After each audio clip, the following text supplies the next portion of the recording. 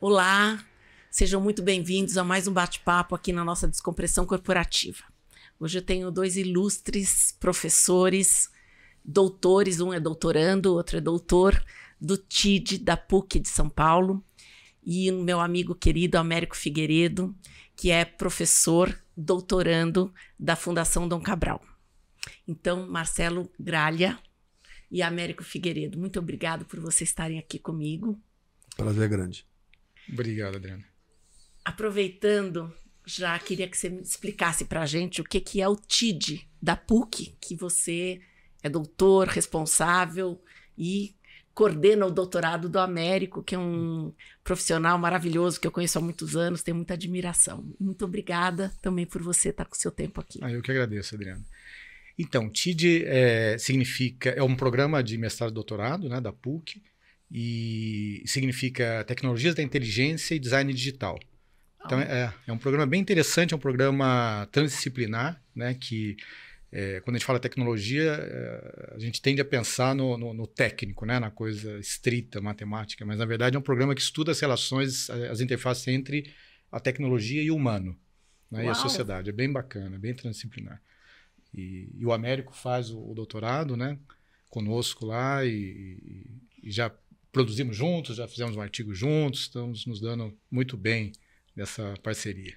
Que bom. Eu queria que você falasse um pouquinho sobre essa, porque para nós é exatamente isso, né? Essa inter-relação entre os desafios das transformações digitais, quer dizer, no nosso caso, né, que trabalha muito mais com organizações, que são os desafios das transformações digitais e todas as implicações que isso tem no ambiente corporativo. Então, eu imagino que seu trabalho seja muito mais expansivo, né? Muito maior, tem uma expansão muito maior do que isso que eu estou mencionando aqui. Mas se você puder falar um pouquinho sobre essas inter-relações, e aí o Américo complementa também? Sim, claro. Esse é um assunto que tá em voga, né? Está sendo muito discutido, e aí esses termos eles estão muito à baila, né? Transformação digital, digitalização, quarta revolução tecnológica, indústria 4.0, inteligência artificial, né? Machine learning, deep learning, etc. Né? Blockchain, todas essas coisas, né? Tudo do mesmo ecossistema. Mas não é à toa, né? Não é uma coincidência, né? É um movimento que está acontecendo, né? Por conta, digamos, da ascensão de algumas tecnologias e da combinação entre elas, né? E essas tecnologias elas estão, digamos assim, provocando o que a gente está chamando de uma revolução tecnológica, né? Ou seja, uma transformação muito grande na economia e que já tá afetando, né, as empresas, as organizações que começam aí os seus processos que a gente chama de transformação digital, né? Então, a transformação digital a gente pode definir como um processo, né, onde uma organização ela incorpora essas tecnologias para extrair um ganho dessa tecnologia, né? Ou de um conjunto de tecnologias, né?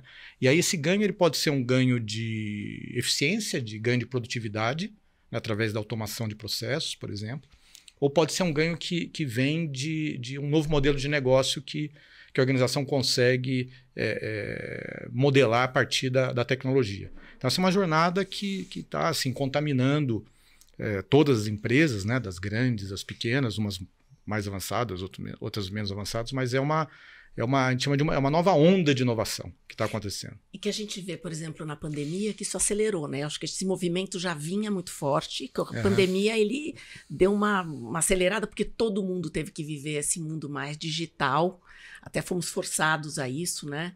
E aí a gente se deparou com alguns desafios, não só das pessoas, de lidar com essa tecnologia, de acreditar que é possível trabalhar desse jeito, né? Hoje a gente tem os nômades digitais aí, né? Que eu confesso até que eu gostaria de viver um pouquinho assim, né? Tipo, já pensou viver cada hora num lugar e trabalhando? Eu acho que deve ser bem bacana.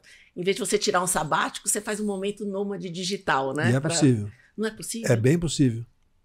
Eu acredito que sim. É muito viável isso. É muito viável porque, Adriana, primeiro também aqui agradecer aí você, né? A honra de estar aqui com você, honrado também aqui de dividir essa mesa com o professor Marcelo.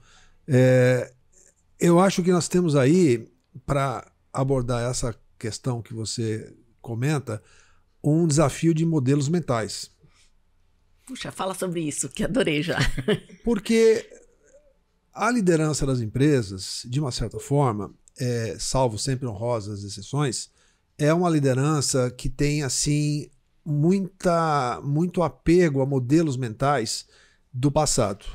Por quê? Porque você tem uma receita que funcionou bem, continua de certa forma funcionando, justifica a geração de receita, entrega o fluxo de caixa, etc. E isso acaba, digamos assim, criando quase que uma mobilização para você não seguir ou, eventualmente, discute, avalia, mas não é bem uma tomada de decisão de romper com o seu modelo de negócio, por exemplo, ou a forma pela qual a sua organização é desenhada, para que você pudesse, então, permitir isso que você falou. Olha, nós vamos criar aqui uma estrutura que é possível você escolher de onde você quer trabalhar. Já existem empresas mais avançadas que já estão construindo essas soluções. Que você opta, por exemplo, ela tem hubs espalhados aí por diversos pontos da cidade ou mesmo estados, em que você pode desempenhar o seu trabalho, porque você tem plataformas, digamos, tecnológicas de excelente qualidade, estáveis, seguras, mas o grande desafio que eu tenho visto nas empresas que eu atendo é o desafio do modelo mental. Ou seja, você romper com os paradigmas, digamos assim, entre aspas, do passado, e se permitir conceber uma organização mais, digamos assim, virtualizada. Nós falamos tanto em computação em nuvem. Sim. Você fala em virtualização de máquinas de computação. Os bons ambientes de TI estão com isso na agenda já faz tempo. Mas por que nós não podemos conceber também esse processo de o trabalho sendo desempenhado de uma maneira virtual, compatível com as soluções em nuvem, por exemplo? Por que não? Aí você esbarra nos desafios de modelos mentais. Aí é um tema que eu sei que é caro para você, que é uma necessidade de você explorar a liderança de si mesmo. Sim. É de você explorar o autoconhecimento, que a Felipelli é uma referência espetacular nesse sentido. Ajudar esta conversa de evolução, de autoconhecimento, para que nós possamos permitir justamente que as empresas pudessem explorar as potencialidades que o Marcelo também já colocou aqui a respeito das opções tecnológicas. E Marcelo, eu vi também que você fala bastante sobre essa questão dos soft skills, né? Uhum. Que são necessários para se conseguir fazer essa transformação digital, né? Que o Américo até menciona, né? Que a gente trabalha muito com essa questão mesmo do autoconhecimento, para diagnosticar soft skills nas pessoas, quais são as que elas têm mais fortaleza, etc. Mas como é que você vê essa conjunção entre a transformação digital, a escassez de talentos que a gente está tendo hoje? A gente está passando um apagão de talentos. Isso já vem sendo propagado. Eu acho que a gente tem vivido isso até apagão até de profissionais de tecnologia, não só por causa das soft skills, mas também por causa dessa complementariedade. O que você tem sentido? O que você tem, os teus estudos, as pesquisas que você faz, enfim? Você sabe que antes do nosso encontro aqui, eu estava pensando, né? Falei, nossa, o que eu poderia abordar, né? Que é um assunto super vasto, né? E aí tentei fazer uma organização mental. E, na verdade, essa onda, né, que a gente estava falando de inovação, a gente pode pensá-la em talvez 3 camadas. Né? Você tem uma camada macro, que tem a ver com a macroeconomia, que é a mudança que a tecnologia pode trazer no mercado de trabalho, né? Atingindo a economia através do mercado de trabalho. Essa é uma das possibilidades, né? Com redução de postos de trabalho. Então, essa é uma grande questão, né, que também está sendo muito discutido. Sim. Sempre que esses movimentos acontecem, então a gente, se for pensar na ideia de revolução, a gente estaria na 4ª revolução tecnológica, ou 4ª revolução industrial, né, que é outra terminologia bem usada. Né? Apesar de a industrial estar mais diz respeito estritamente ao setor industrial. Né? Então, 4ª revolução tecnológica fica mais abrangente, né? Mas em todas elas, essa discussão ela veio e volta nessa preocupação. E há indícios, já há números, já fatos que demonstram que isso é uma coisa, é uma preocupação, é uma coisa que tem que estar no radar, né? De governos, né? Da sociedade em geral, para se preparar para uma sociedade que daqui a 15, 20 anos vai ter uma quantidade, uma oferta de postos de trabalho menor do que tem hoje. Então, isso é uma mudança muito drástica, né? E aí o mundo já está acontecendo, né? E o mundo precisa se preparar para isso, né? E quando você fala, inclusive, da pandemia, né, eu até costumo falar, né, essa mudança que está acontecendo é o que a gente chama de mudança estrutural, né, que é aquela mudança onde nada vai ser como antes quando ela se estabelecer, né? E a gente tem as crises conjunturais, né? Você citou a pandemia, tem a guerra da Ucrânia, e elas acabam se sobrepondo do ponto de vista da atenção coletiva, né? Da mídia, das notícias. Então, elas chamam mais atenção, evidentemente, né? E aí a estrutural fica passando desapercebida, mas acontecendo. Então, esse é uma questão importante, né? E no caso, então esse seria o macro, né? A primeira camada. A segunda camada, acho que tem a ver com o que você está perguntando, que é a relação com as empresas, com o mundo do trabalho, das organizações, né, com esses processos de transformação digital. Então, aí a gente tem uma mudança, né, que já começou no ambiente de trabalho, né, das relações de trabalho. E o Américo destacou bem, que é uma mudança que ela não acontece sem dores, né? Porque, sei lá, a gente tem muito uma tendência de ficar pegado ao passado, né? E até quando ele comentava isso, eu me lembrei, eu pesquiso bastante a coisa da indústria 4.0 também especificamente, e o processo que a Alemanha vem conduzindo, que é uma das pioneiras nesse processo, desde 2011, lá na Alemanha, para preparar o país e aproveitar essas possibilidades tecnológicas para os ganhos que interessam a eles, né? E eles organizaram, desenharam um framework para a indústria 4.0 lá e implantaram, né, durante alguns anos e foram acompanhando, né, um grupo que envolve governo, envolve universidades, centros de pesquisa, empresas e especialistas, enfim. E chegaram à conclusão, depois, digamos, da primeira rodada da indústria 4.0 lá, que alguma coisa eles não estava funcionando, né? E eles tinham se preocupado com a questão tecnológica, com a questão dos recursos, da infraestrutura para a mudança, para a adoção das tecnologias, para a digitalização. Mas o que tinha faltado? A conclusão deles foi exatamente a questão de cultura organizacional. Né? Porque não funciona se você simplesmente pensar num processo, por exemplo, de digitalização, se você não pensar a forma como você desenvolve seus processos, por exemplo. Então eu costumo usar uma expressão que é asfaltar o caminho da roça, né? O caminho da roça é aquele caminho sinuoso, passa num barranco, passa em cima de um riozinho, né? E aí, se você vai pensar em asfaltar, você devia retificar o caminho antes, né? Não simplesmente manter toda a característica e colocar o asfalto em cima, né? Mas é isso que acontece quando não há mudança do modelo mental. Então, eles, até no framework novo que eles fizeram, né, eles incluíram a questão de cultura organizacional como o principal desafio e uma condição sine qua non para esse processo acontecer. E começaram a trabalhar isso. Então, por exemplo, quando o Américo cita bem, e você comentou a coisa do nômade digital, né? Como implantar uma cultura dessa se quem tiver na liderança ainda tiver apegado ao microgerenciamento, à necessidade do controle excessivo, né?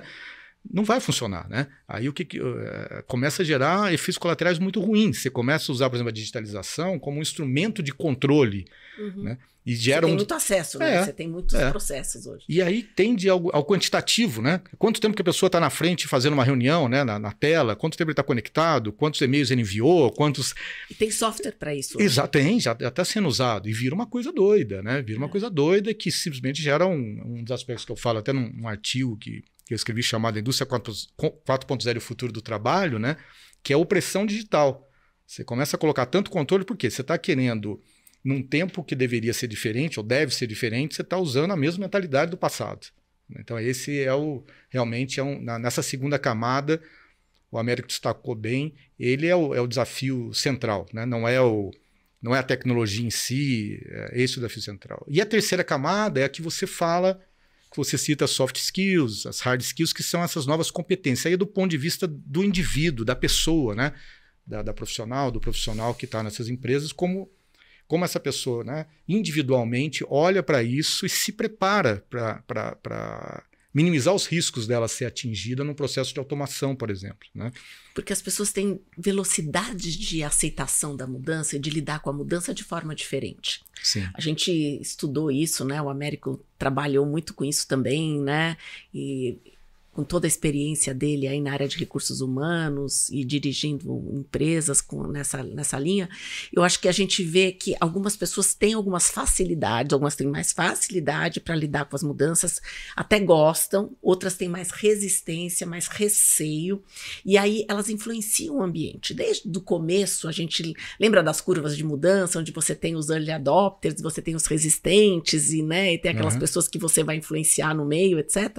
Então, todas essas questões, a gente vê que isso, quando a gente faz as avaliações, de quais as soft skills as pessoas têm mais facilidade ou menos, normalmente tem uma complementariedade. Então, as pessoas que têm mais facilidade, que lidam bem com mudança, normalmente elas têm mais dificuldade de estrutura. As que têm mais facilidade de estrutura, normalmente lidam pior com as transformações rápidas da mudança. Não é que as pessoas não mudam, é que elas precisam ter informações diferentes sobre a mudança.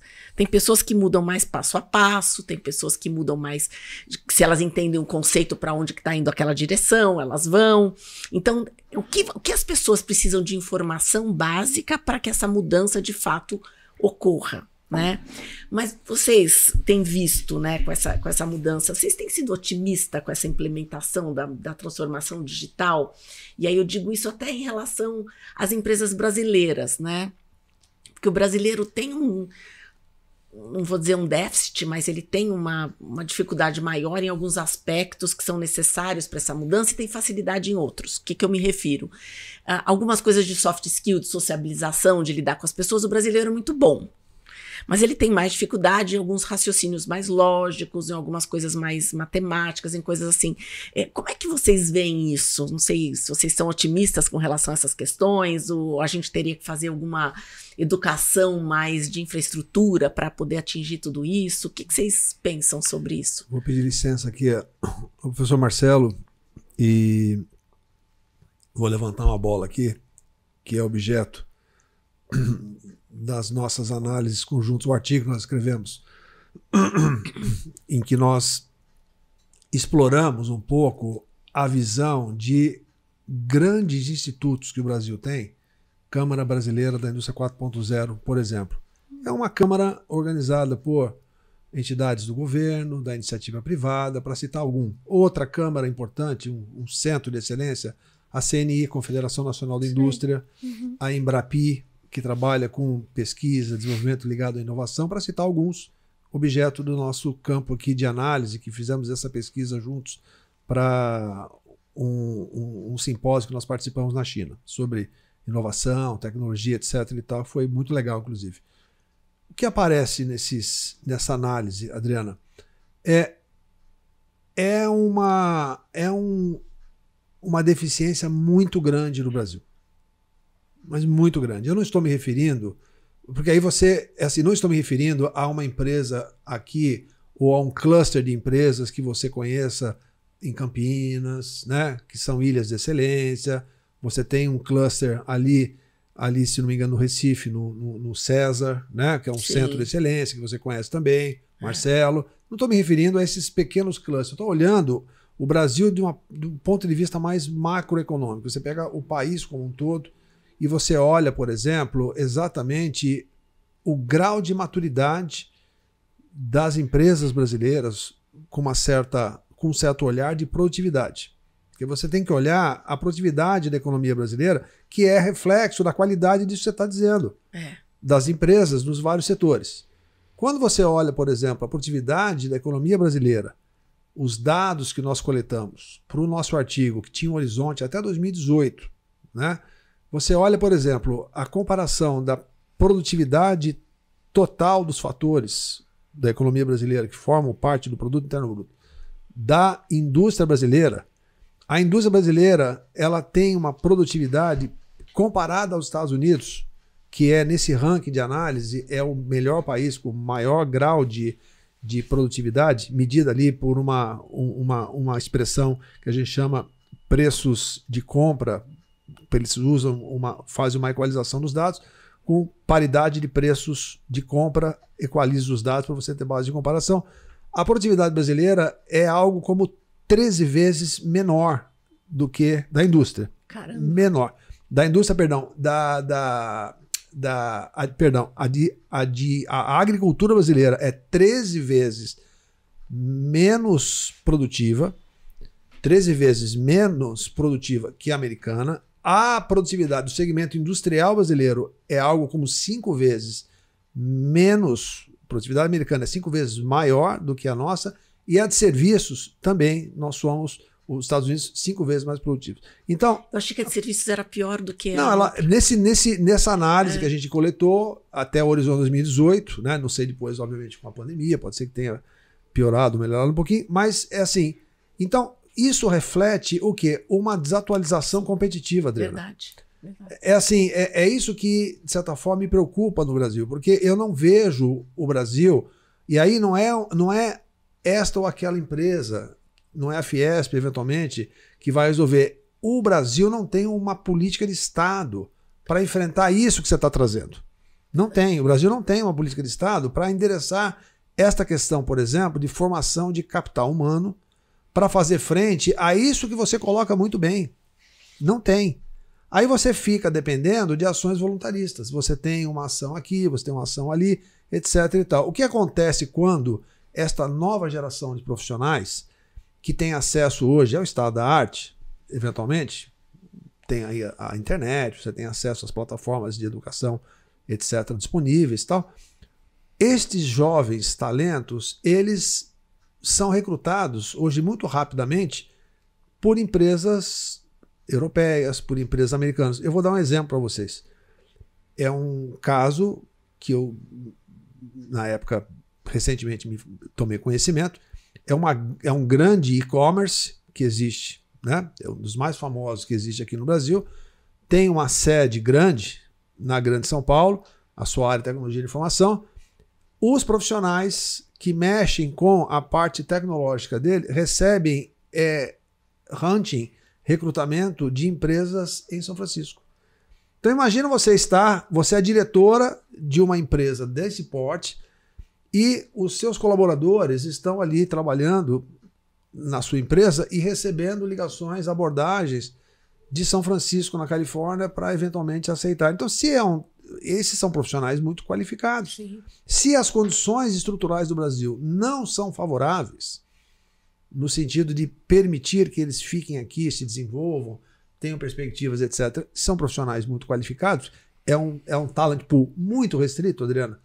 Consequentemente, o que vai acontecer? Então, estes centros de excelência que eu e o Marcelo usamos para pautar a nossa análise, eles mostram claramente um campo muito bom de oportunidades. Você tem oportunidades na casa de 14 bilhões de dólares por ano em manutenção preditiva, no caso de usar robótica, os pressupostos da inteligência artificial que o Marcelo, IoT, Internet das Coisas, né? O Marcelo falou. Então, você tem um potencial muito grande que estas instituições organizam e mostram. Agora, a tomada de consciência, a articulação disso por uma política de Estado que fomentasse uma política industrial, uma política voltada à inovação, nós não temos. Sem essa coordenação, digamos assim, de natureza mais ao nível do Estado, Adriana, você vai ficar dependente de ações voluntaristas. E aí os currículos, eles, assim, a PUC São Paulo, onde nós atuamos, é um centro de excelência. Sim. No TID. É um centro de excelência, porque enxergou efetivamente esta disparidade, essa lacuna, digamos assim, e oferece respostas no mestrado, no doutorado, para tentar, digamos, criar capital humano qualificado à altura dos desafios do Brasil. Mas é um centro como outros também nós temos aqui no Brasil, mas são ilhas de excelência. Que algumas pessoas, poucas pessoas têm acesso, tá certo? Então, vamos ver, eu passo a palavra aqui ao Marcelo, né? Levantei essa bola, mas assim, é uma questão complexa demais essa. E aí a gente está em época de eleição, dá desespero. Dá desespero. Eu não posso falar de política aqui, mas vamos falar do conteúdo. Então, e veja que, complementando na linha do que o Américo falou, né? Quando eu citei a Alemanha, por exemplo, né? Sim. Então, esse movimento lá não é um movimento aleatório, né? É um plano estratégico de Estado estrutural, que não está preocupado exclusivamente, por exemplo, com a questão econômica, do ganho da produtividade nas empresas, nas indústrias, no setor de serviços, está também mas eles olham os aspectos, né, o que a gente pesquisa muito, os impactos sociais. Né? Qual o impacto social em cima da educação? O que a educação tem que mudar para que as pessoas e os jovens do país sejam preparados para isso? Né? A requalificação profissional, né? O que tem que ser feito para fazer uma requalificação efetiva? Né? Porque não pode ser uma requalificação daquelas para inglês ver, né? E é mais complexo, como você falou, né? Porque envolve coisas mais sofisticadas do que a gente está acostumado, né? Como que o serviço de proteção social, por exemplo, seguro-desemprego, o tempo de um seguro-desemprego, como é que eles se conectam? Então, todas essas coisas são tratadas num plano estratégico.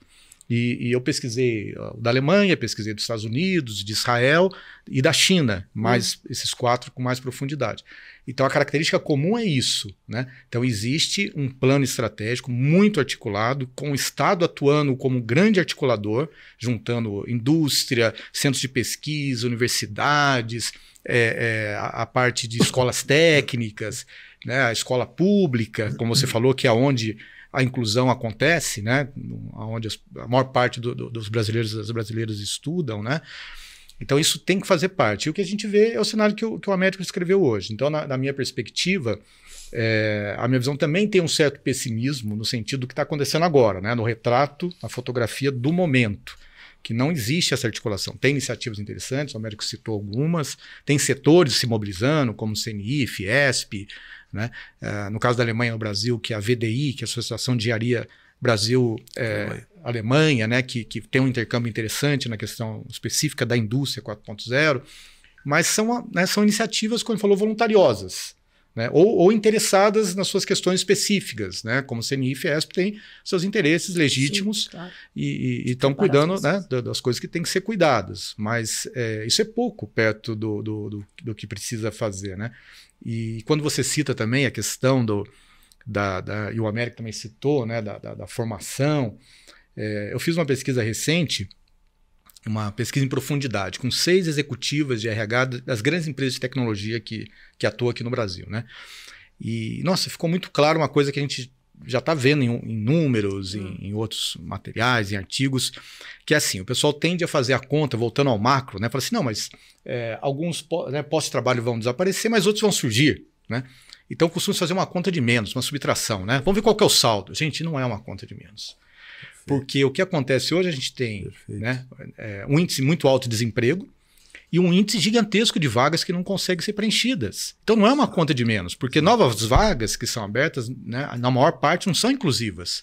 Elas demandam competências sofisticadas, que você não consegue, como você falou, no tempo, no curto prazo. Isso. Né? É uma coisa que varia de pessoa para pessoa, né, mas é uma coisa que você tem que ter uma preparação, um planejamento, porque não é uma coisa de improviso que você faz, né?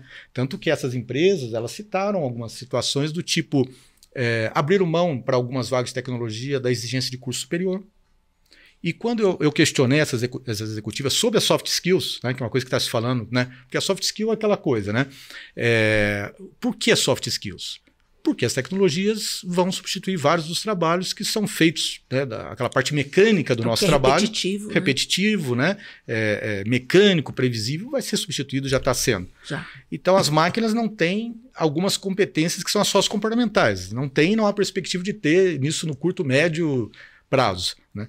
Então, aquilo que é humano é o que nos salva, né? Como no trabalho, né? Então, isso ganha um valor extra, né? Então, as soft skills tem a ver com isso. Olha, vamos focar nas habilidades sociocomportamentais, né? Porque isso as máquinas não vão dar conta, e o resto elas vão dar conta, né? E o que elas falaram? Que essa escassez de mão de obra está tão violenta, né? E elas citaram especialmente, no caso do Brasil, para Portugal e Canadá, né? Essa nova fuga de cérebros, né? Sim. E a gente já viu isso no passado, mas era uma fuga de cérebros de cientistas que a gente já viu. Agora não é só os cientistas. Os cientistas já foram. Uma boa parte já foi. São dos técnicos especializados. São jovens, né, que estão trabalhando em tecnologia. Né? Eu tenho vários alunos e várias pessoas que eu me relaciono que estão trabalhando para empresas fora do Brasil. Né? E, então é mais do que só o cérebro. É o cérebro e a mão de obra também. Né? Quem vai desenvolver um programa, um algoritmo. Né? E o que eu estava tentando dizer é que, curiosamente, eu perguntei para ela, eu falei, e a questão das soft skills?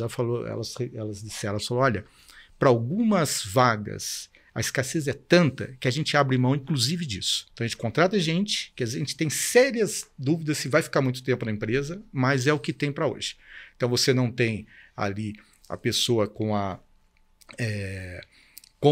competência que deveria ter, a competência sociocomportamental que deveria ter para aquela vaga, né? Você não tem, né? Então, você abre mão daquilo. Você não consegue, alguns chegaram a usar a expressão mosca branca, né? Se você tentasse combinar a pessoa que tivesse curso superior, né? As competências básicas, não precisam ser conhecimentos todas. De tecnologia. E aí o conhecimento técnico, que são as hard skills, né? Eles olham e falam, é a mosca branca para algumas vagas. Então, eles falam assim, olha, vamos contratar pela competência técnica, pela hard skill, porque não tem outra opção. Né? Então, a gente está chegando num desafio, e é legal a gente discutir isso aí, porque isso é um gargalo. Né? Enorme. Porque a questão da mão de obra, né? Da força de trabalho, melhor dizendo, para esses movimentos é essencial. Se você não tem força de trabalho, nada vai acontecer. Né? E aí a gente tira uma exclusão, né? Uma exclusão que ela se reforça. Porque a pessoa já não tem uma educação, a formação básica é muito de má qualidade, o cara já é excluído por natureza. Hoje a gente está precisando de uma sofisticação maior, que não é só uma coisa que é braçal, mas que tem uma sofisticação intelectual, de hard skills de aprendizado, que algumas vão ser substituídas pela máquina. Exato. Eu preciso de um desenvolvimento emocional, socioemocional melhor, que às vezes a pessoa de onde vem, ela também tem dificuldade de ter um ambiente onde ela consiga também prosperar. Agora eu estou falando até de um aspecto social.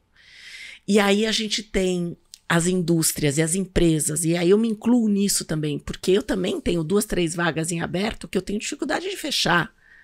E já faz algum tempo, e um turnover que está acontecendo em função disso.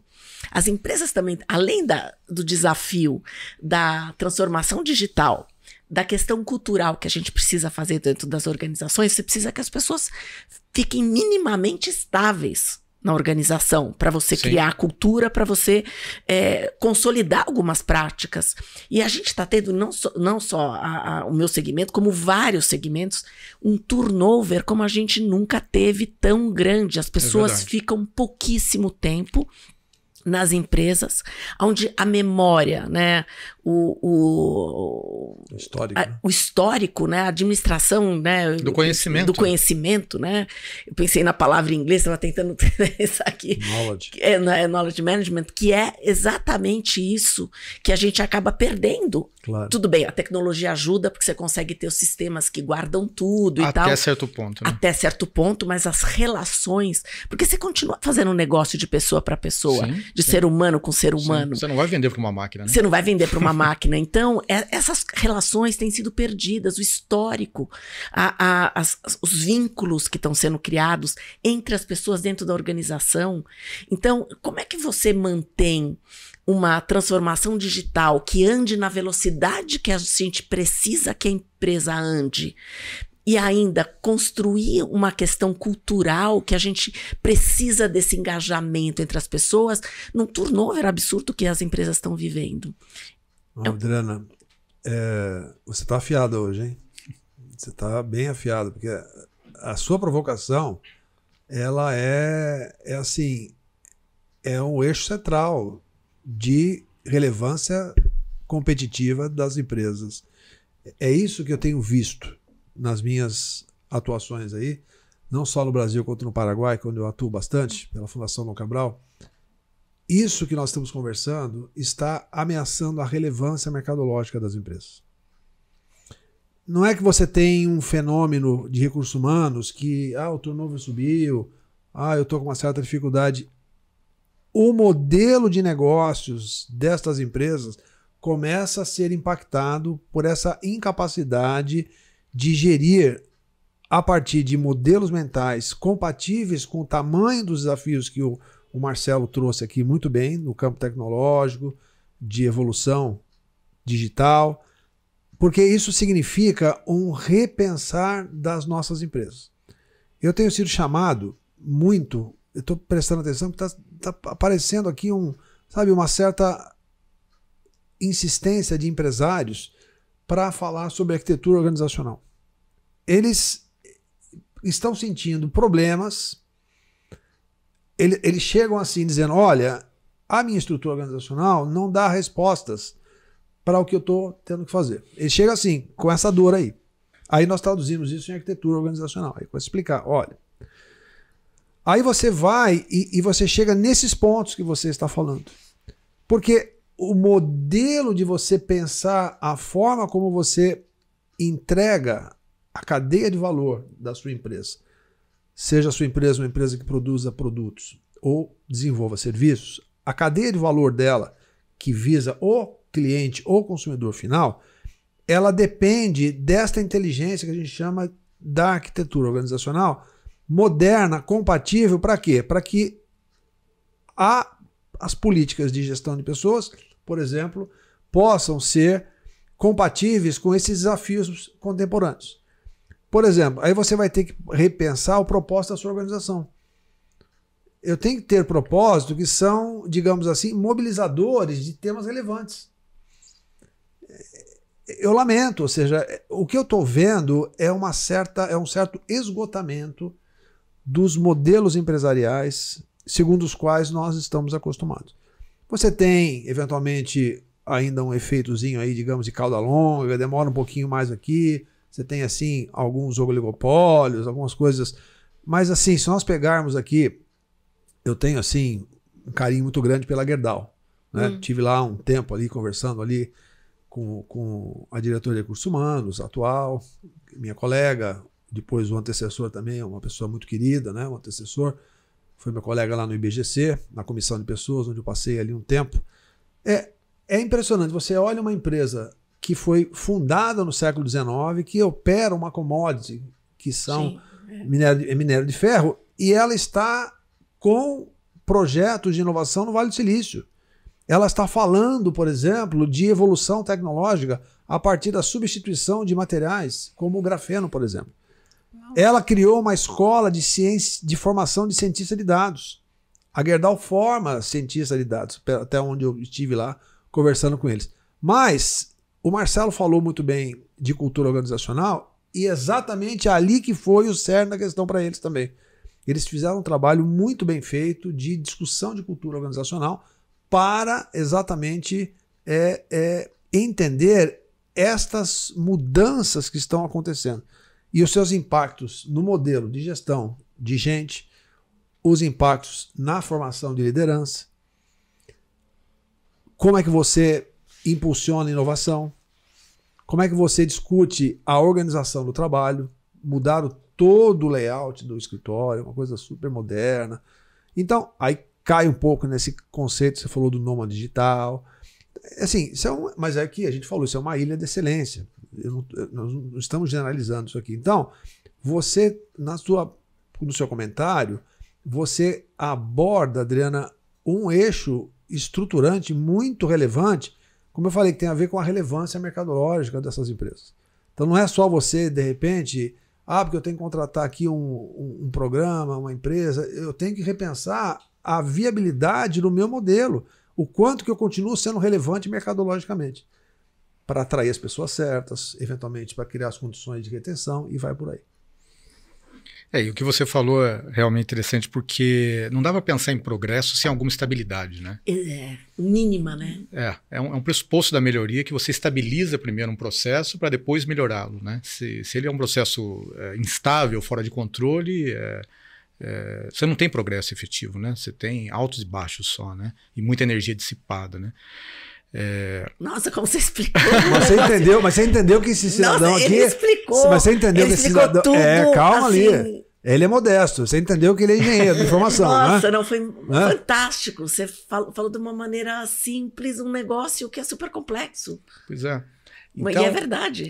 Então essas questões, quer dizer, a gente está tratando algumas questões, né, que são de ordem macro, né? Então, voltando ao ponto, que as empresas sozinhas, elas não dão conta desse desafio aqui no Brasil. Não. Porque, voltando à questão da força de trabalho, né? Você tem que modificar currículos, você tem que modificar a qualificação dos professores na escola pública, né? Para desenvolver tanto as hard skills quanto as soft skills. Então, isso envolve política pública, como o Américo destacou. Então, esse é um aspecto. Agora, as empresas, elas não vão ficar olhando, esperando o governo fazer alguma coisa e elas tomam suas decisões porque elas são pragmáticas, né? Sim. E aí tem essas duas questões que eu acho que a gente está tratando aqui, que é aquela coisa da gente pensar antes de agir, né? Então, o agir é contrato, implanta uma tecnologia para automatizar um processo, né? E isso não está, às vezes, bem posicionado estrategicamente. E a gente está falando das duas grandes questões. A gente começou falando da cultura organizacional, porque se você não discute esse aspecto, nada vai acontecer, né? Então, esse é um primeiro ponto de desafio interessante, né? De um entendimento mais profundo da realidade, de o que as coisas que estão funcionando em algumas empresas que não estão funcionando, para fazer um diagnóstico, né? O primeiro passo, e aí repensar o próprio a própria questão da cultura corporativa. Aí o segundo nível, que o Américo destacou bem, é a questão do desenho organizacional, da estrutura organizacional. Então, eu até me lembro quando você falou isso daí numa reunião com especialistas da Alemanha, né? Eles falam, gente, essa lógica da tecnologia é uma lógica em rede, que pegou a ideia da internet, né, que é um conceito em rede, e trouxe para o micro. Então, com a tecnologia, com a inteligência artificial, RPA, outras tecnologias, a lógica é uma lógica em rede. Então, se a gente mantém, por exemplo, um organograma, um desenho organizacional, que é aquele hierárquico, funcional, com várias classes, não funciona, porque ele é centralizador. É o pressuposto dele, né? Funcionou e funciona para alguma realidade. Começou no exército, mas hoje não... Pois é, então você tem que repensar a partir das características que o ambiente novo está trazendo. Então ele é uma característica, nesse caso específico, muito mais horizontal, em rede, de equipes autônomas, né? Com alta qualificação e com decisão tomada na ponta, né? Lógico que isso não implica em responsabilidade no processo decisório, claro que não. Mas é uma forma diferente de fazer. Tem que ter outras formas de controle, uma governança que se adapte a um modelo diferente, né? Porque no caso das empresas, se não houver um repensar dessa questão de um redesenho da cultura e depois um redesenho do própria estrutura organizacional, né, da arquitetura organizacional, você não tem as condições mínimas, ou melhor dizendo, as condições necessárias para o processo de transformação digital ser bem sucedido. Você só gasta um monte de dinheiro em tecnologia, em automação, normalmente descobre que custa mais caro do que você imaginava. Sempre. E os resultados que você esperava, eles não acontecem, né? Verdade. Então, acho que são duas questões, né, nesse segunda camada que eu falei, né, das empresas, das organizações, centrais nessa discussão. E com tudo isso que a gente está falando, eu nem vou entrar para a questão macro, porque daí na questão macro eu já ia falar, e o Brasil vai perder competitividade mercadológica no mundo por causa... Já perdeu e está perdendo numa velocidade. A gente fala tanto de questões ágeis, a gente não está conseguindo ser ágil para resolver essas questões que eu acho triste, mas enfim. Eu cresci ouvindo que o Brasil ia ser o país do futuro e não chegou ainda. O meu futuro já está diminuindo, porque eu já estou cada vez mais velha, mas o Brasil ainda não chegou no futuro. Mas enfim, aqui só para a gente... eu queria explorar com vocês essa questão, então, do trabalho do futuro, né? Como é que é essa perspectiva, que eu sei que você é especialista e o Américo está estudando muito isso também, né? Em todas essas implicações. Se vocês pudessem falar um pouquinho essa tendência e a gente poder ligar com todo esse contexto que a gente está trazendo aqui das empresas, futuro do trabalho. Marcelo dá o pontapé inicial, que ele pesquisa muito bem isso aí. Não tem um trabalho do futuro, né? Acho que a gente tem uma mudança de como esses trabalhos vão acontecer, né? A gente vê, por exemplo, o modelo de plataformas, né? Que no caso do Brasil ele absorveu uma grande quantidade de pessoas que perderam emprego nos setores tradicionais, indústrias, serviços e mesmo agropecuária, né? Mas é um setor que está sendo automatizado também, né? Com drones, com robôs, com carros autônomos, né, e tudo mais. Então, assim, acho que a gente tem dois tipos, se a gente pudesse pensar em numa tipologia de dois trabalhos. A gente tem um trabalho que tende a ser mais sofisticado, que é isso que a gente está falando, né, onde a formação é muito determinante, né, a formação escolar sólida, né, o desenvolvimento das soft skills e das hard skills, mas esse trabalho ele vai ser cada vez para menos pessoas. Mas para as pessoas que estão nas empresas nessas posições, o foco delas é esse, desenvolver a hard skill e desenvolver as soft skills, né? E para não se obsoletar facilmente, né? Então esse é uma característica. Agora, algumas coisas elas podem ser estimuladas num trabalho mais simples, porque a gente não tem só trabalho sofisticado. Aliás, o trabalho sofisticado responde pela parcela menor, né, das pessoas, dos trabalhadores e das trabalhadoras, né? Então existe um potencial de políticas públicas que pode estimular alguns setores que ainda são intensivos em mão de obra. Eu vou citar alguns exemplos, né? Por exemplo, agricultura orgânica e familiar. Estava até vendo hoje um programa interessante, né, que começou até aqui na Prefeitura de São Paulo, que as escolas públicas só contratam a parte de verduras, legumes, enfim, orgânicas, de pequenos produtores, né? Então isso é muito interessante, porque isso criou já até alguns anos, a Prefeitura de São Paulo criou o Cinturão Verde em torno da cidade de São Paulo, que é bom em todos os aspectos, né? Porque é bom para a saúde das crianças, né? É bom para o meio ambiente e gera renda para uma pessoa que não tem uma formação qualificada. Perfeito. Então esse por exemplo, é um mercado estratégico, né? A gente tem a questão do cuidado com idosos, porque nós estamos envelhecendo, né? O país do futuro está deixando de ser, né? A curva nossa, né, a média de idade para 2030 e 2050, somente de 2030 para 2050, dá uma acelerada a nossa curva demográfica. Vai ter mais velho que jovem. Exato. Então, do ponto de vista da economia, isso gera também um potencial muito grande no mercado de trabalho e de serviços que podem ser criados. Nos Estados Unidos, acho que desde 2019, se eu não me engano, né?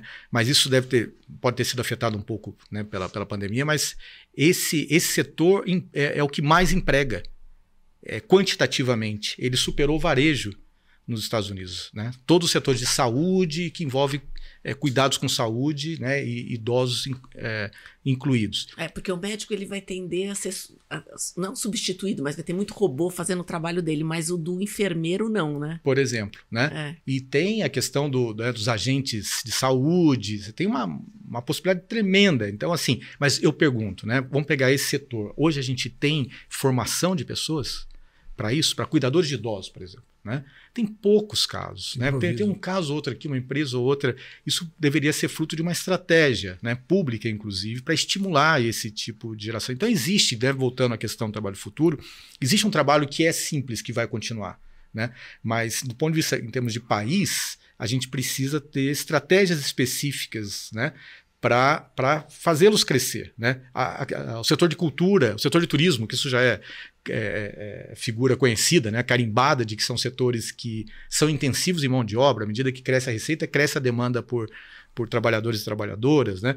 Então, então esse trabalho também ele continua e ele pode ser significativo e na verdade, ele precisa ser significativo para dar conta das pessoas que não têm essas competências sofisticadas. Não vai ter vaga para todo mundo, entendeu? Então, a gente tem estratégias diferentes, né, para grupos, né, diferentes, né, e para situações diferentes. Acho que essa é uma questão central.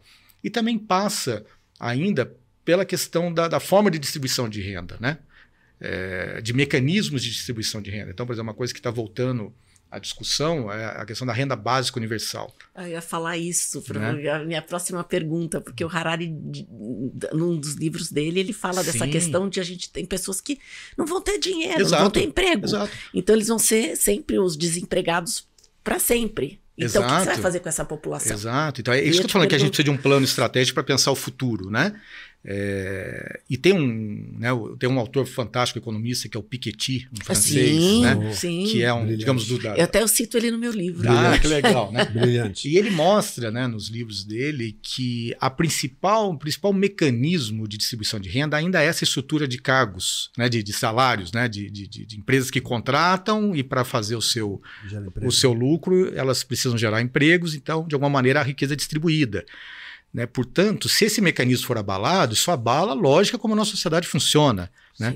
E aí a gente tem, né, foi legal vocês falando, o Américo ainda falou bem, né? A gente ainda tem coisas do pensamento nosso que nós estamos no século XIX. Né?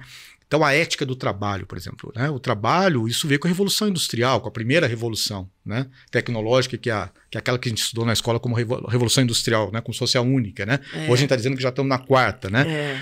Mas o trabalho, se criou uma ética do trabalho. Se você não trabalha, né, você é um excluído, você é um pária, né? Você precisa estar trabalhando. Né? E tem uma coisa realização, né? Eu sou psicóloga, mas a Sim. gente aprendia que as pessoas se realizam, né? E se tornam um ser assim com o trabalho. O trabalho é que o dignifica, aquela coisa que a gente já sabe disso, né?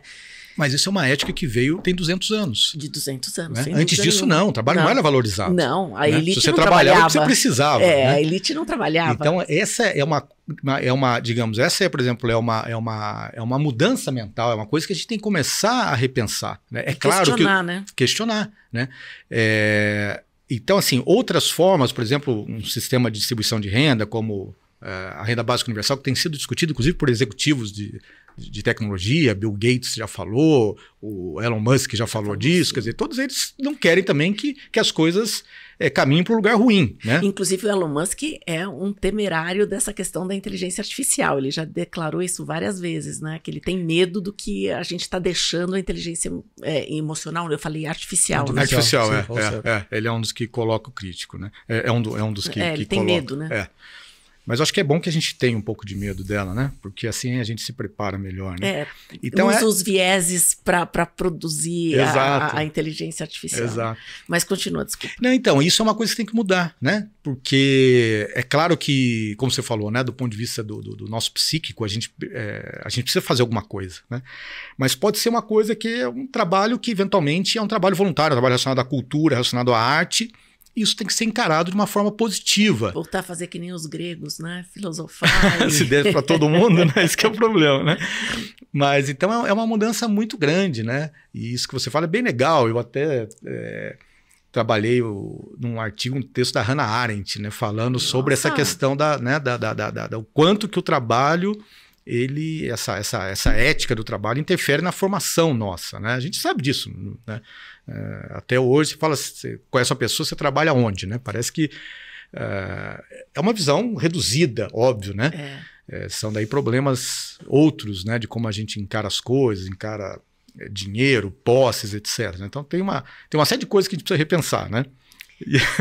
Eu concordo com você, acho que a gente tem uma estrutura educacional que fez a gente ver as coisas dessa maneira, que tem a ver mais com o século XIX do que com o século XXI, é verdade. Agora, Adriana, eu queria emendar aqui essa fala do Marcelo, voltando um pouco à visão estratégica do Brasil, como que o Brasil se insere no cenário internacional. Qual é a visão de Estado brasileiro? Não estou falando desse ou daquele governo. Estou falando como que o Brasil deveria se inserir no cenário internacional a partir de quais vantagens comparativas, explorando o que o Brasil tem, digamos, de melhor e se preparar para isso. Porque, obviamente, com esse cenário tecnológico que foi muito bem explorado aqui pelo Marcelo, e as suas consequências no mercado de trabalho, é óbvio que nós não vamos aqui, talvez, conseguir fazer um SpaceX, né, como fez o Elon Musk. Assim, não estou aqui, obviamente, generalizando, estou dizendo que não parece ser essa a vocação brasileira. E o Brasil tem vocação, por exemplo, muito boa na parte da agricultura, né? Tem ali um campo, parece ser uma vocação natural do Brasil, que eventualmente tem a Embrapa, por exemplo, que é um centro de excelência. Sim. Excelente centro. Mas é assim, quando você não tem uma articulação de Estado para pensar qual é o posicionamento do Brasil internacionalmente, como é que o Brasil se insere, nós provavelmente ficaremos a reboque da estratégia de alguém. O que eu costumo dizer para os executivos, com quem eu lido, para os alunos, é o seguinte: quando você não tem estratégia, você é parte da estratégia de alguém. Isso aí é muito comprovado isso. De modo que, assim, o Brasil teve até 1980, 81, eventualmente uma indústria relativamente competitiva. O Brasil tinha ali, antes da década de 60, alguma coisa assim, algo como, se não me falha a memória, a produtividade da indústria brasileira era mais ou menos equivalente a 50% da produtividade da economia americana, se eu não estou equivocado. Hoje ela não chega a 25%. Né? Por que nós estamos voltando? Por que eu estou voltando a essa relevância estratégica para poder, eventualmente, desenvolver alguns clusters industriais, determinados segmentos que tenham a ver com a vocação das vantagens comparativas do Brasil, para, a partir daí, desenvolver formação de capital humano de primeira qualidade, incentivar os currículos das universidades, para que você pudesse formar, digamos assim, capital humano para estes clusters que o Brasil, estrategicamente, de repente, escolheu como política de Estado. Né? Porque, e aí, nós vamos ter que falar, gostemos ou não gostemos, da dificuldade que o Brasil tem de desenvolver formação, incentivar as pessoas no campo do STEAM. Ciência, que é o acrônimo, né? Que fala de ciências, fala de engenharia, fala de matemática, fala de tecnologia. É natural que nós não estamos dizendo que todas as pessoas deveriam ter formação nisso, mas o Brasil deveria ter um olhar estratégico que incentivasse as futuras gerações, a partir de opções estratégicas nos clusters que o Brasil escolheu, para eventualmente fomentar o desenvolvimento de capital humano de muita qualidade nestas áreas, para que isso pudesse reforçar, digamos assim, o protagonismo destas empresas industriais em alguns clusters relevantes que o Brasil tivesse uma chance competitiva, digamos assim, nas grandes cadeias internacionais de valor. Porque o Brasil ele está desconectado das cadeias internacionais de valor. A gente fica aqui com esse ufanismo, e obviamente não é a nossa intenção aqui entrar no campo da disputa da conversa política, não é esse o caso, mas do ponto de vista do Estado brasileiro, nós somos cada vez mais irrelevantes. Assim, eu lamento dizer isso. Eu gostaria de ter uma opinião diferente. Nós somos cada vez mais irrelevantes nas cadeias internacionais de valor. E aí, quando você olha os currículos de formação, salvo sempre raras e honrosas exceções, a PUC São Paulo é uma rara e honrosa exceção, junto com outros centros de excelência, que não estão formando pessoal qualificado para ajudar esta transformação digital ou essa transformação tecnológica que você começou no início da sua fala aqui, da nossa conversa hoje. Então, é assim, o Brasil, ele não tem uma política de Estado para olhar essas questões, para fazer, e estratégia tem a ver com escolhas. Você não tem como ficar abraçando, eu vou resolver, o Brasil vai fazer de meia foguete. Não tem como, entendeu? Ou seja, você tem que escolher, meia, né? Sim, a vocação dele tem sido um pouco agrícola, né? Então, mas o que eu estou dizendo, para desmistificar um pouquinho, esse artigo nosso, meio do Marcelo, sobre a revolução, a indústria 4.0 e os seus impactos na economia, na produtividade da economia brasileira, quando você olha ali aquele pilar de produtividade que eu expliquei, que nós, de maneira ufanista, que o Brasil é um celeiro, é maravilhoso, é 5 vezes menor que a americana. Vocês poderiam disponibilizar esse artigo para a gente colocar no link da... Sim, claro que sim. Eu chegando lá em casa, eu mando para você, faço isso aí. A gente põe no link do YouTube. Não tem a menor dúvida. Né? Inclusive, até foi uma honra para nós aqui. Tem uma publicação da indústria têxtil que, obviamente, encontrou o nosso artigo e fez uma matéria, inclusive. Nós escrevemos o artigo em inglês e aí o artigo foi traduzido e tal. Saiu uma matéria para a indústria têxtil que padece destes problemas que nós estamos discutindo aqui. Sucateamento. Então, e aí, então, quando a gente olha de futuro do trabalho, Adriana, é assim, não é, mas eu devo estudar o quê? Qual é a bola da vez? Não é isso que nós estamos falando. O Marcelo foi brilhante na colocação dele. Não há como você requalificar, eventualmente, uma mão de obra, digamos, mais operacional, mais braçal. É difícil.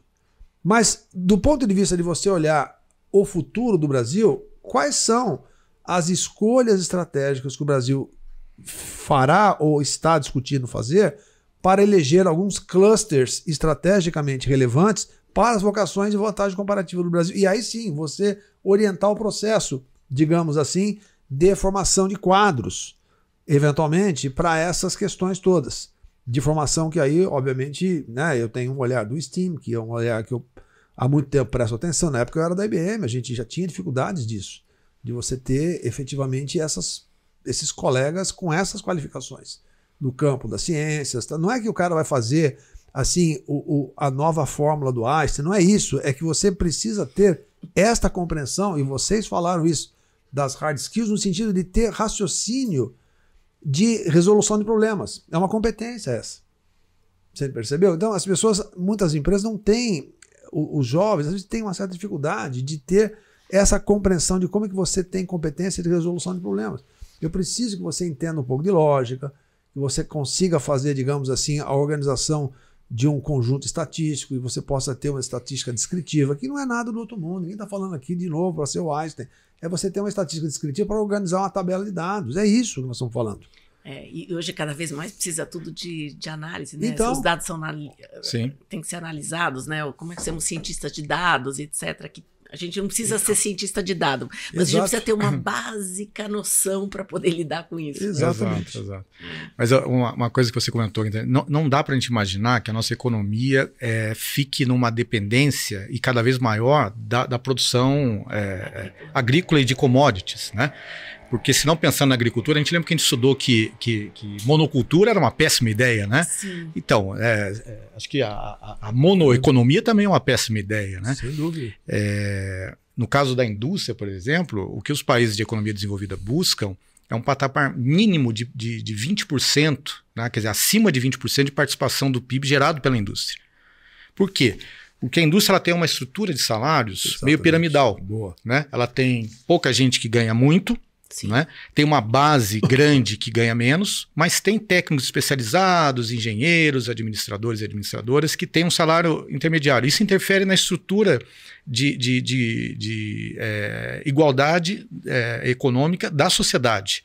Então, a perda da relevância da indústria do PIB de um país é uma péssima notícia. Então, a gente tem que ter um mix saudável, né? Como também tem que ter setores, né, específicos, setores de tecnologia, né? Você tem que ter um mix de fontes, né, de geração de receita na economia e na própria balança comercial do país para a gente ter uma economia saudável. Acho que essa é uma condição importante. Né? Bom, assim, a gente falou de muitas coisas riquíssimas aqui, né? Só para a gente finalizar, a gente tá aqui batendo papo há uma hora, eu falei que ia passar rápido, né? Eu já queria ficar aprendendo aqui um monte de coisas aqui com vocês. Que dica a gente poderia dar para os profissionais que estão nos assistindo, para que eles sejam profissionais mais equilibrados dentro dessa necessidade de mercado que a gente tem hoje? O que seria uma dica que vocês, com toda a sabedoria, conhecimento que vocês têm, poderiam compartilhar? Bom, quer começar, Américo? Olha, assim, é difícil, né? Você, assim, Adriano, você me conhece um pouco, sabe que eu não sou muito chegado em fórmulas mágicas, né? Ou solução fácil, né? Eu não acredito nisso, né? Mas isso também é uma coisa boa de você dizer, que não existe solução fácil. Eu não acredito, eu não sou aquela pessoa que vai te dar uma solução fácil porque eu não acredito. Né? Mas isso já é bom, não é? Eu acho que tem aí vamos dizer, você tem aí vamos dizer, um conflito de saída. Ou seja, não há soluções fáceis. Se eu pudesse, eventualmente, recomendar, a consciência de evolução permanente, que a gente chama o lifelong learning. Ou seja, se eu pudesse aqui pedir licença aqui aos nossos ouvintes, né, telespectadores, é você recomendar que nós tenhamos a humildade de reconhecer que nós seguimos aprendendo. As pesquisas são extremamente importantes, eu tenho falado isso para as empresas, que há um desvirtuamento por parte das empresas, de uma forma geral, em relação a achar que quem trabalha na academia é teórico demais, que não entende a realidade. Não é verdade isso, porque a academia produz estudos extremamente relevantes que são aplicados a esses desafios. Se nós tivermos a humildade de reconhecer que nós somos eternos aprendizes, não estou aqui fazendo nenhum clichê, eu estou procurando fazer... Por quê? Porque a complexidade só aumenta, Adriana. É verdade. Nós estamos vivendo um ciclo de complexidade que eu, sinceramente, nunca imaginei na minha vida que viveria isso. De modo que eu preciso, então, estar aberto a esse aprendizado permanente. É isso. Muito bom. Belíssima dica essa. Lifelong learning. É um jeito, né? Não tem como fugir disso. Eu acho que o que eu vou falar é nessa linha também, né? Até o Américo citou o caso da PUC São Paulo. Então, por exemplo, lá a gente estruturou vários cursos, reestruturamos o programa de vários cursos, administração, direito, ciência da computação, criamos uma faculdade de sistemas ciberfísicos. Então, a gente efetivamente reestruturou currículos de vários cursos para incorporar a tecnologia, né? E até em cursos que você imagina que, mas poxa, né, na administração faz sentido, né? Meio óbvio, mas e no direito? Mas no direito também, né? Minha filha está terminando a PUC esse ano. Se formando. Legal. Direito. Legal, bacana. E então isso, mas como o Américo falou, isso é uma coisa que as universidades têm que fazer, né? O ensino médio tem que fazer. Não? Então esse é um aspecto. Mas individualmente, né, que é a sua provocação, eu acho que o que eu falo é nessa linha dele. Aquela história de que agora a gente está num tempo de aprendizagem contínua, né, é o aprender constante, né? Isso nunca foi uma verdade tão intensa como está sendo agora. Porque, por exemplo, no caso da universidade, ela está fazendo o seu melhor, né, as que estão se adaptando, para fornecer uma base, certo? Dos alunos em termos de tecnologia e mesmo de soft skills, né? A gente tem encaixado essa discussão nas disciplinas, é bem interessante. Então, trabalho, gestão de projetos, resolução de problemas complexos, né? Liderança, essas coisas, comunicação. Mas agora a jornada é muito individual, né? Para aqueles jovens que estão em universidade estão fazendo isso, já é uma vantagem, né? Mas mesmo para eles, as tecnologias são muito rápidas, né? A mudança é muito rápida, é uma velocidade diferente do que a gente está acostumado, né? As linguagens de desenvolvimento elas vão se obsoletando e outras surgem. Então, assim, e a própria forma de aprender está mudando, né? Esses dias eu estava, né, numa consultoria de uma empresa e a pessoa já falou assim, mas a gente não tem dinheiro aqui para fazer o plano de treinamento. Eu falei, olha, eu preciso falar uma coisa, né? Você consegue gratuitamente, né? Agora com as plataformas a gente tem mais que ter uma tutoria, uma curadoria de conteúdos para indicar, né? Orientar os profissionais do que eles devem estudar, né? Porque hoje a gente tem o microlearning, né? Esses cursos gratuitos, curtinhos, que você vai aprendendo várias coisas, faz a sua própria jornada, às vezes num podcast, às vezes assistindo um vídeo, às vezes fazendo um curso mais rápido, né? Então, acho que esse é o ponto, né? Eu acho que objetivamente, né, o que você fala é o seguinte, que esses profissionais tenham a consciência de que a gente está passando por uma mudança, né? E que essa mudança está acontecendo muito rápida, vai chegar todo mundo muito rápido, alguns, né, antes e outros um pouquinho depois, mas é certo que vai chegar. Individualmente a gente tem que fazer a nossa parte em termos de qualificação, tentar entender qual tecnologia tem a ver com a minha função na empresa, né? Isso é fácil de descobrir, porque é só perguntar, olhar ao redor, tá certo? Não preciso esperar que a empresa venha me dizer o que eu tenho que estudar, né? A gente consegue ter iniciativa para isso. Aliás, autonomia é uma das soft skills, né? Não tem dúvida. Autogestão, né? E buscar essa qualificação constante né, em termos das hard skills e também das soft skills, né? Dos comportamentos, que são mais difíceis, na verdade, do que os técnicos, né? Sim. Então, acho que isso é uma coisa que a gente precisa dar essa notícia. Acho que as empresas podem ajudar, porque às vezes o que é óbvio não é óbvio para todo mundo, né? E tá todo mundo às vezes mergulhado na sua vida, no seu dia a dia e não percebe que o que está acontecendo do lado, né? A gente está olhando, né, o mosquito em cima da mesa e não está vendo o elefante no canto da sala, né? Então o elefante está na sala, a gente precisa avisar, né? Muito bom. Gente, muito obrigada, que conversa rica aqui. Prazer. Muito obrigada pelo tempo de vocês, que dedicou aqui esse bate-papo, que eu tenho certeza que foi muito rico para todo mundo que está nos assistindo. Eu peço para que vocês assinem o canal, com todo mundo, a gente já tem pedido isso, para que vocês compartilhem esse podcast com as pessoas que você gostar. E até o próximo episódio. Muito obrigada.